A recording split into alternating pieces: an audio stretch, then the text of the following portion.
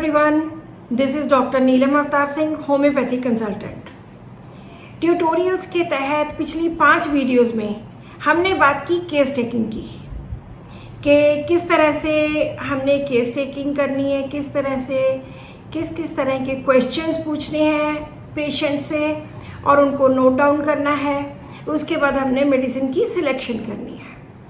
अब बात आती है मैनेजमेंट की, क्योंकि बहुत बार ऐसा होता है कि चाहे हमारी मेडिसिन ठीक हो लेकिन फिर भी पेशेंट ठीक नहीं होता। कि उसके पीछे क्या रीज़न है, क्यों ऐसा होता है कि पेशेंट ठीक नहीं होता, या कौन कौन सी और बातों का ध्यान रखना चाहिए। ये वीडियो स्पेशली यंग डॉक्टर्स के लिए, बडिंग होम्योपैथ्स के लिए, जिन्होंने अभी होम्योपैथी सीखनी शुरू की है या जो माइंड पे प्रैक्टिस करना चाहते हैं और बेसिक्स से शुरू करना चाहते हैं, ये वीडियो स्पेशली उन्हीं डॉक्टर्स के लिए है। डॉक्टर हैनीमैन ने बहुत डिटेल में ऑर्गेनॉन में सभी चीज़ों के बारे में बताया है कि knowledge of disease, knowledge of medicine and how to apply this knowledge of medicine to the knowledge of disease, और इसके रास्ते में कौन कौन से ऑब्स्टेकल्स आ सकते हैं, आपने उनको किस तरह से दूर करना है। सो आज हम बात करेंगे मैनेजमेंट की। तो जब हमने होम्योपैथिक मेडिसिन सेलेक्ट कर ली, उसके बाद हमने जब पेशेंट को दवाई देनी है तो कौन कौन सी बातों का ध्यान रखना है। सबसे पहले उसकी बीमारी के बारे में, अगर डायबिटीज़ है तो उसको प्रॉपर गाइडेंस देनी है कि आपने क्या क्या चीज़ें खानी है या क्या नहीं खानी है। अगर उसको ब्लड प्रेशर है तो भी उनको बताना है कि कौन कौन सी चीज़ें आप खा सकते हो, कौन कौन सी चीज़ें आप नहीं खा सकते। सो किसी भी तरह की अगर बीमारी है उसके हिसाब से उसको डाइट एंड एक्सरसाइज, ये 2 चीज़ें आज के टाइम पे बहुत ज़्यादा ज़रूरी हैं। इसके बारे में आपने ज़रूर बताना है। हमने उसको एक मेडिसिन दी, उसके बाद वो हफ्ते या 15 दिन के बाद हमारे पास आया। उसके बाद उसके क्या क्या रिजल्ट्स हो सकते हैं और हम उनको कैसे मैनेज कर सकते हैं। इसमें सबसे पहले पेशेंट को जब दवाई दी तो वो पेशेंट आएगा जो बोलेगा कि डॉक्टर साहब, जैसे ही आपकी मैंने फर्स्ट डोज ली, कमाल ही हो गया, मैं तो 100% ही ठीक हो गया। जैसे ही आपने यहाँ पे दी थी जो आपने छोटी सी पुड़िया, बस उसी के साथ ही, या जो ड्रॉप्स आपने 2 पिलाए थे उसी के साथ ही मैं तो बिल्कुल ठीक हो गया। मेरा डिप्रेशन तो जैसे उड़ ही गया, मेरी पेन तो जैसे बिल्कुल ख़त्म ही हो गई। तो हमारे पास ऐसे फर्स्ट टाइप ऑफ पेशेंट्स आते हैं। उसमें हमने कुछ नहीं करना, सिर्फ सैक्लेक दीजिए और खुश हो जाइए कि पेशेंट फर्स्ट मेडिसिन की फर्स्ट डोज से ही बहुत ठीक हो गया। अब आते हैं सेकंड किस्म के पेशेंट, जो बोलते हैं कि डॉक्टर साहब हमारे कोई फ़र्क ही नहीं पड़ा, मुझे 15 दिन हो गए दवाई लेते हुए, जितनी तकलीफ थी वैसी ही है, 1% भी फ़र्क नहीं पड़ा। और बड़ा सैड सा पेशेंट दिखेगा कि कोई फ़र्क नहीं पड़ा। अब यहाँ पे हमारे पास 2-3 ऑप्शंस होती हैं। पहली बात कि या तो हमने मेडिसिन प्रॉपरली सेलेक्ट नहीं की, दूसरी बात या तो उसकी जो पोटेंसी है वो प्रॉपर नहीं दी, तीसरी बात या तो पेशेंट्स को जो इंस्ट्रक्शंस दी गई हैं वो उसने प्रॉपरली फॉलो नहीं की, या चौथी बात कि पेशेंट ने अपने सिम्टम्स ढंग से हमें बताए ही नहीं। अगर पेशेंट आके कहता है कि मुझे बिल्कुल भी फ़र्क नहीं पड़ा, इसका मतलब ये मत समझिए कि आपकी मेडिसिन गलत है। अगर आपको लगता है कि आपने वेल सिलेक्टेड मेडिसिन दी है, प्रॉपर देख के, उसका सेंटर निकाल के, उसका कोर समझ के, उसका थीम समझ के दवाई दी है, don't change the medicine, change the potency. कई बार 30 पोटेंसी में मेडिसिन उतना एक्ट नहीं करती क्योंकि उसकी बीमारी ज़्यादा बड़ी होती है। तो 30 पोटेंसी के बाद आप उसको डिसेंडिंग पोटेंसी में 6 पोटेंसी दे सकते हो, या उसके बाद 200 पोटेंसी दे सकते हो, या 1M पोटेंसी दे सकते हो।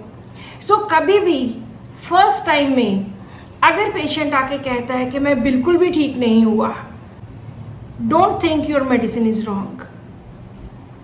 उसकी पोटेंसी प्रॉब्लम हो सकती है, उसको इंस्ट्रक्शंस दोबारा दीजिए कि आपने ये चीज़ें नहीं करनी, या आपने एक्सरसाइज करनी है, या अपनी डाइट में इन चीज़ों का ध्यान रखना है। फिर जब सेकेंड टाइम हमने पोटेंसी चेंज करके दी सेम मेडिसिन की, उसके बाद जो पेशेंट थर्ड टाइम आया तो उसकी या तो वही कंडीशन होगी कि बिल्कुल भी फ़र्क नहीं पड़ा, या वो कहेगा कि डॉक्टर साहब लग रहा है कि कुछ फ़र्क पड़ा है। अगर उसको 5-7%, 10% तक फ़र्क लगता है तो हमें बिल्कुल उसकी वेट करनी चाहिए कि मेडिसिन और कितना उस पेशेंट को ठीक करती है। सेकलैक देने के बाद फिर दोबारा 15 दिन बाद बुलाइए। अगर उसकी इम्प्रूवमेंट बढ़ती जा रही है कि पिछली बार तो 10% तक था, अब तो 20-30% हो गया, काफ़ी फ़र्क पड़ रहा है, don't repeat any medicine, just give सेकलैक। और तब तक सेकलैक देना है जब तक कि उस सेकेंड वाली पोटेंसी का पूरा एक्शन एग्जॉस्ट नहीं होता। उसके बाद दोबारा फिर पेशेंट आएगा और बोलेगा कि अब तो काफ़ी फ़र्क पड़ गया। इसका मतलब है कि आपकी मेडिसिन बिल्कुल ठीक है, पोटेंसी प्रॉब्लम थी तो आपने नेक्स्ट पोटेंसी दी, उससे वो ठीक हो रहा है। Continue the patient. अब दूसरा पेशेंट आता है जिसको बिल्कुल भी फ़र्क नहीं पड़ा, उसको हमने सेकेंड टाइम पे पोटेंसी चेंज करके दी, फिर भी कोई फ़र्क नहीं पड़ा। थर्ड टाइम में फिर पोटेंसी चेंज करके दी, कोई फ़र्क नहीं पड़ा। इसका मतलब है कि अगर 1 महीना हमने दवाई दी इन डिफरेंट पोटेंसीज और उस पर कोई इफ़ेक्ट नहीं हुआ तो हमें नई दवाई की ज़रूरत है। हमने दोबारा से सिम्टम्स लेने हैं और दोबारा से उसको मेडिसिन सिलेक्ट करनी है। ऐसे नहीं कि मेरी फर्स्ट मेडिसिन ये थी, उसके बाद दूसरी मेडिसिन ये है। नो, डॉक्टर हैनीमैन ने बार बार ऑर्गेनॉन में लिखा है कि अगर आपको 2 मेडिसिन लगती हैं कि बहुत क्लोज हैं तो पहले फर्स्ट मेडिसिन जो आपको लगता है कि बहुत ज़्यादा क्लोज है आप वो दीजिए। अगर कोई कन्फ्यूजन है तो पहले वो मेडिसिन दीजिए जिसमें आपको लगता है कि पेशेंट ज़्यादा फिट होता है। अगर उसमें फिट नहीं होता, दोबारा पेशेंट आता है कि कोई फ़र्क नहीं पड़ा, तो आप सेकेंड मेडिसिन नहीं दोगे, आप दोबारा से सिम्टम्स लोगे, दोबारा से केस हिस्ट्री लोगे, चाहे उतनी डिटेल में नहीं, क्योंकि बहुत सारी चीज़ें क्लियर करनी होती हैं। कई बार फर्स्ट टाइम में पेशेंट हमें खुल के बहुत चीज़ें नहीं बताता, तो उसके बाद हम जो सेकेंड टाइम जो कुछ सिम्टम्स लेंगे या पेशेंट कुछ नए सिम्टम्स बताएगा वो ऐड करके देंगे। उसके बाद फिर हम देखेंगे कि क्या उसका इफ़ेक्ट होता है या नहीं होता है। इस तरह से हम मेडिसिन को चेंज नहीं करते, जस्ट पोटेंसी चेंज करके देखते हैं, लेकिन अगर फिर भी फ़र्क नहीं पड़ता फिर हम नई मेडिसिन सिलेक्ट करेंगे। इसके बाद तीसरे पेशेंट्स आते हैं जो कहते हैं कि थोड़ा थोड़ा फ़र्क पड़ा है, लगता है 5-10%, 20% तक फ़र्क पड़ा है। ये भी हम उसी तरह से लेंगे। अगर थोड़ा फ़र्क पड़ा है तो हमें थोड़ी वेट करनी चाहिए। 1 हफ्ते की मेडिसिन दी, 1 हफ्ते की और सेकलैक दीजिए और वेट कीजिए। अगर फिर भी इम्प्रूवमेंट चल रही है, वो कहेगा पेशेंट के उससे ज़्यादा इम्प्रूवमेंट है, अगेन हम वेट करेंगे।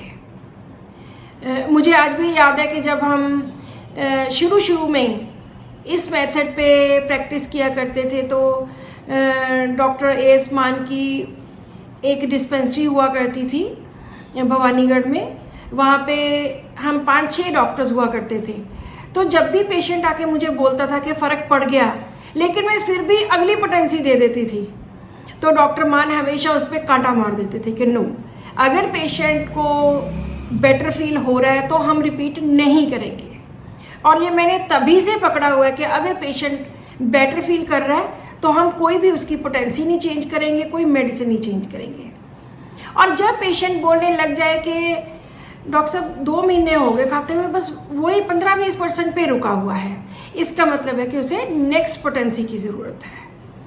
उसके बाद हम डिसेंडिंग पोटेंसी में जा सकते हैं, 6 पोटेंसी दे सकते हैं, या 30 के बाद 200 दे सकते हैं।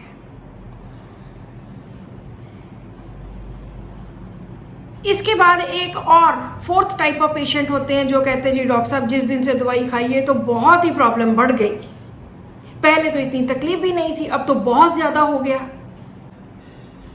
हमने उसमें ध्यान देना है कि उसकी प्रॉब्लम बढ़ी क्यों। क्या वो कुछ और दवाइयाँ ले रहा था जिनकी वजह से उसकी प्रॉब्लम थोड़ी रुकी हुई थी? क्या उसने दूसरी जो भी दवाइयाँ ले रहा था वो एकदम छोड़ दी हैं? या वो आपके कहता है कि डॉक्टर साहब ये तो मैंने आपको बताया नहीं, ये तो प्रॉब्लम मुझे बहुत तंग कर रही है। अगर कोई भी पेशेंट एलोपैथिक मेडिसिन पे है या किसी भी और मेडिसिन पे है बहुत लंबे टाइम से, जैसे डायबिटीज़ में या हाइपरटेंशन में या थायराइड में या कोई भी और मेडिसिन, तो जो मैं सोचती हूँ कि मैं कभी भी किसी की मेडिसिन एकदम बंद नहीं करवाती। धीरे धीरे करके, टेपर डाउन करके, उसकी मेडिसिन कम करके फिर हम बंद करवा सकते हैं। क्योंकि अगर हम सडनली उसकी मेडिसिन बंद करवा देंगे तो उससे जो प्रॉब्लम उसकी दबी हुई है, जो उसकी प्रॉब्लम टेम्परेरीली सुप्रेस हुई है, वो एकदम उभर के सरफेस पे आ जाएगी। तो इसलिए किसी भी पेशेंट की एलोपैथी मेडिसिन सडनली हम एकदम बंद नहीं कर सकते, जो पिछले 8 साल से 10 साल से पता नहीं कितने सालों से वो खा रहा है। सो ये पहली बात पता करनी है कि अगर आपकी प्रॉब्लम बढ़ गई है तो क्या आपने जो एलोपैथी मेडिसिन आप ले रहे थे तो क्या आपने वो बंद कर दी हैं? अगर बंद कर दी हैं तो हम उनको सजेस्ट करेंगे कि थोड़ी कम मात्रा में वो अपनी मेडिसिन जैसे लेते थे वैसे ही लेनी शुरू करें। दूसरी बात, जो उसकी प्रॉब्लम बढ़ी है वो क्या सेम सिम्टम्स हैं या कुछ और सिम्टम्स नए पैदा हो गए हैं?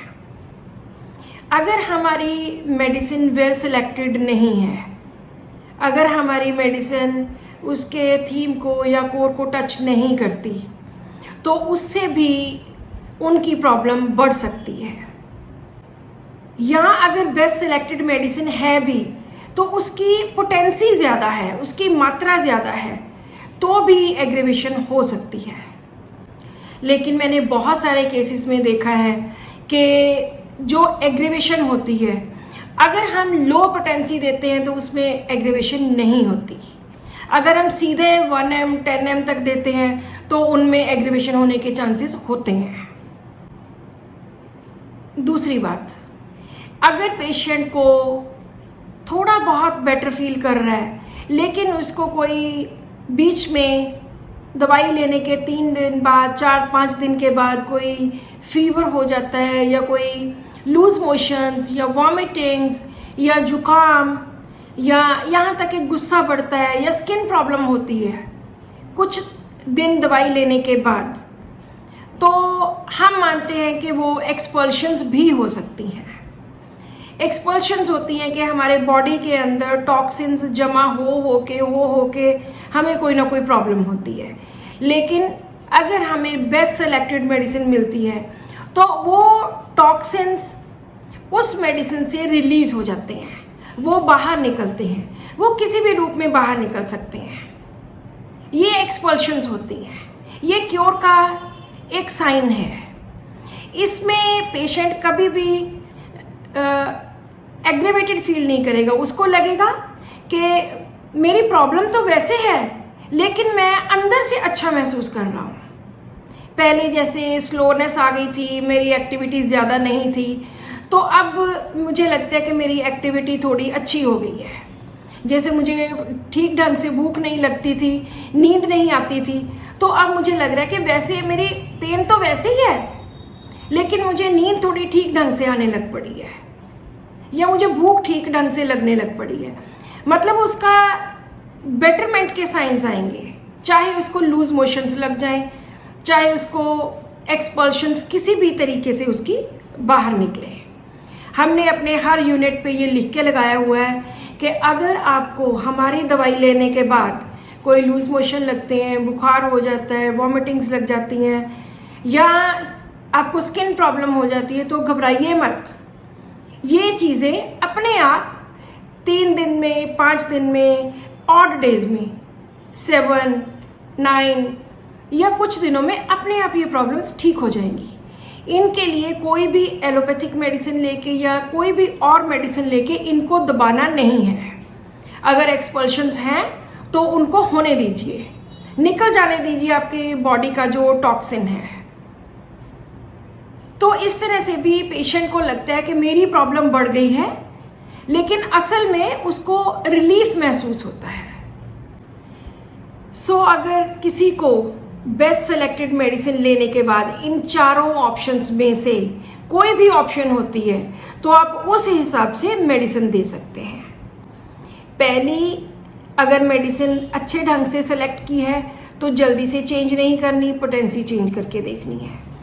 दूसरा, कोई भी हम एलोपैथिक मेडिसिन पेशेंट की जो वो बहुत सालों से ले रहा है हम इमीडिएटली बंद नहीं कर सकते। खास करके थायराइड के मैंने सैकड़ों केसेस ठीक किए हैं जिसमें उनकी टेपर डाउन करके, पहले अगर 100 mcg लेते थे उसके बाद रिड्यूस करके उनकी 75 mcg की, फिर 50 की, फिर 25 की, और यहाँ तक कि 150 mcg जो थायरोनॉम लेते थे वो केसेस भी ठीक हुए हैं with homeopathy. So this is all about today's video. आज का क्वेश्चन है कि मैंने कितनी किस्म के पेशेंट्स के बारे में बात की है। जिन डॉक्टर्स ने अभी तक सब्सक्राइब नहीं किया टू माय चैनल वो सब्सक्राइब करें और करेक्ट आंसर दें and gate rewards. Thank you so much for watching this video and keep watching my videos.